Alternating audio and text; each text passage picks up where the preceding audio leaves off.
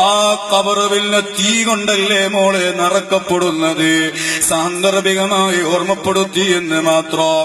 കേവലം 4 മജ്‌ലിസുകൾ നടത്തുക എന്നതല്ല ഹുബ്ബിന്റെ പ്രകടനം, അതല്ല ഇഷ്കിന്റെ പ്രകടനം. മറിച്ചോ അത് നമ്മുടെ ജീവിതം കൊണ്ട് കാണിക്കേണ്ടതാണ്. പാന്റ് ധരിക്കുമ്പോ SSFകാരൻ ധരിക്കും പോലെ ധരിച്ചോ, അതേ നെരിയാണിയുടെ മുകളിലുള്ള പാന്റ് ധരിച്ചോ. നല്ല SSFന്റെയും SYSന്റെയും പ്രവർത്തകന്മാർ ആലിമീങ്ങൾ പറഞ്ഞതനുസരിച്ച് ജീവിക്കുന്നത് പോലെ ജീവിച്ചോ. കേവലം SSFന്റെ മെമ്പർഷിപ്പ് അല്ല മോനെ വേണ്ടത്. മഹാനായ വടകര മുഹമ്മദ് ആജിത്തങ്ങൾ പറഞ്ഞല്ലോ, SSFകാര് മുഴുവനും സ്വർഗത്തിലാണ്. അത് മെമ്പർഷിപ്പ് വാങ്ങി SSFകാരനല്ല. പിന്നെയോ ശാബുൽ ലശഅ ഫീ ത്വാഅത്തില്ലാഹ്, അള്ളാഹുവിന്റെ ത്വാഅത്തിലായി ചെലവഴിച്ച യുവത്വമുള്ള യുവാക്കൾ, അവർ അർശിന്റെ തണല് കിട്ടുന്ന യുവാക്കളാണെന്ന് റസൂലുള്ളാഹി സ്വല്ലല്ലാഹു അലൈഹി വസല്ലം തങ്ങൾ പഠിപ്പിച്ചതാണ്. അങ്ങനെയുള്ള യുവാക്കളായ SSFകാർ, അങ്ങനെയുള്ള SYSകാർ, അവര് സ്വർഗത്തിലാണ്. എന്റെ പ്രിയപ്പെട്ട സഹോദരന്മാരെ, അതേ റസൂലുള്ളാഹി സ്വല്ലല്ലാഹു അലൈഹി വസല്ലം തങ്ങൾ അവിടുത്തെ നമ്മൾ നന്നായി സ്നേഹിക്കണം, അവിടുത്തോട് വലിയ ഹുബ്ബ് കാണിക്കണം. എന്തിനാ റസൂലുള്ളാഹിനെ നമ്മൾ സ്നേഹിക്കുന്നത്? ആ റസൂലുള്ള നമ്മൾ സ്നേഹിച്ച കണക്കറിയുമോ സഹോദരന്മാരെ? റസൂലുള്ളാഹിക്ക് നമ്മോട് വലിയ സ്നേഹമാണ്. എത്രത്തോളം എന്ന് പറഞ്ഞാൽ റസൂലുള്ളാഹി ഞങ്ങൾ അതാ റബീഉൽ അവ്വൽ 12 വഫാത്താകുന്നു. അവിടുന്ന് വഫാത്തായി എന്ന വാർത്ത മദീനയിലാകെ പരക്കുകയാണ്. അതേ അന്നത്തെ ദിവസം സുബഹിക്ക് നേതൃത്വം കൊടുത്തത് അബൂബക്കർ സിദ്ദീഖ് തങ്ങളാണ്. അവിടുന്ന് നിസ്കാരം കഴിഞ്ഞ് പള്ളിയിൽ നിന്ന് എഴുന്നേറ്റ് വീട്ടിലേക്ക് പോയിട്ടുണ്ട്. ആ സമയത്താണ് ലോകത്തിന്റെ നേതാവ് വഫാത്താകുന്നത്.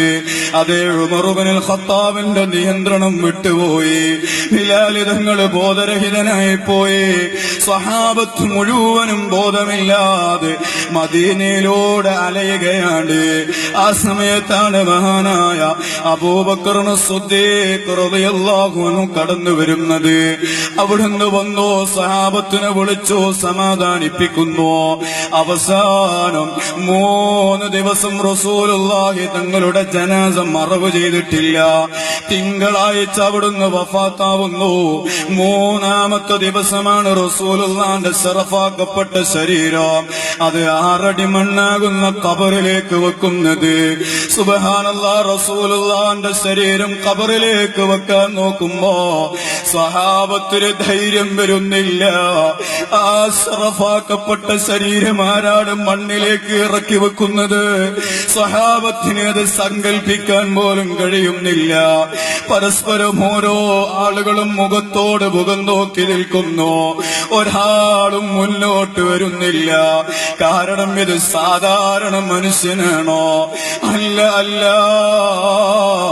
അസാധാരണക്കാരിൽ അസാധാരണക്കാരായ മുഹമ്മദുർ റസൂലുള്ളാഹി സ്വല്ലല്ലാഹു അലൈഹി വസല്ലം തങ്ങൾ അവിടുത്തെ ശറഫാക്കപ്പെട്ട ശരീരം ആരാട് മണ്ണിലേക്ക് ഇറക്കി വെക്കുന്നത്? സ്വഹാബത്ത് വല്ലാതെ ബേജാറാവുകയാണ്. അതേ മഹാനായ അബ്ബാസ് റളിയല്ലാഹു അൻഹു കടന്നു വരുന്നു. അവിടുന്ന് സ്വഹാബത്തിനോട് പറയുന്നു, അല്ലയോ സ്വഹാബാ, റസൂലുള്ളാഹിന്റെ ഭൗതികമായ ശറഫാക്കപ്പെട്ട ശരീരം ഇത് മണ്ണിലേക്ക് ഇറക്കി വെക്കേണ്ടതുണ്ടല്ലോ. ഇത് മണ്ണിലേക്ക് ഇറക്കി വെക്കുക എന്ന വലിയ ഉത്തരവാദിത്വം അത് ഞാൻ ഏറ്റെടുക്കുന്നു. നമ്മുടെ സദസ്സിൽ